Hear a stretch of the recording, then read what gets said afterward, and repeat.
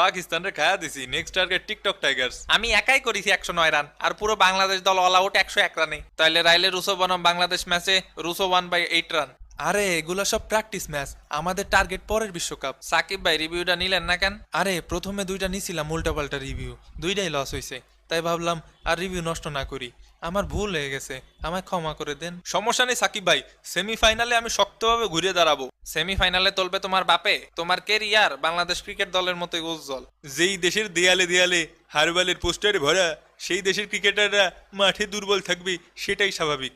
আপাতত আমাদেরই গালি কন্ট্রোল করার সিরাপ খাওয়া লাগবে। খাম্বানুরুল যে দলের অটো চয়েস, সেই দলের কাছ থেকে এর চেয়ে বেশি কিছু আর আশা করা যায় না। পরের ম্যাচে জিম্বাবুয়েকে দেখে নিব। এই শালার বেটা, লেভেলে এসে কথা বল। লেভেলে এসে কথা বলবো মানে? আমি লর্ড শান্ত, আমার লেভেল সম্পর্কে তোমার কোনো ধারণা আছে? বাংলাদেশ দলের অটো চয়েস, আমি অটো চয়েস। হ্যাঁ, বিরাটের থেকেও বড় খেলোয়াড় তিনি। কিসির বিরাট?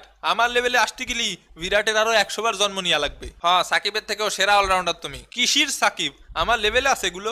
ভাতিজা ঠেসা ভাঙা বাড়ি দিবানি। ও ভাই সরি, হুট করে আপনার কথা বলিছে, আমি ধরতে পারিনি। এত বড় পরাজয় কি মাইনা নেওয়া যায় সাকিব ভাই? কেন মানা যাবে না?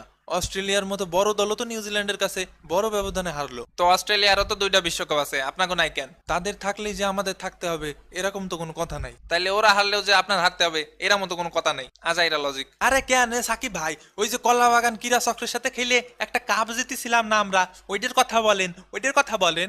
শালা শান্তর মতো প্লেয়ার বিশ্বকাপ খেললে আমি বছরের পর বছর দলের বাইরে থাকি কেন বুঝি না। বিসিবি নির্বাচক প্যানেল উল্টাপাল্টা প্লেয়ার নির্বাচন করলেও মামা প্রবলেমের নির্বাচক প্যানেল উল্টাপাল্টা প্লেয়ার নির্বাচন করে না। বাতেন মিয়া, মামা প্রবলেমের নির্বাচক প্যানেলের বিশ্বকাপ স্কোয়াডটা দেখায় দাও।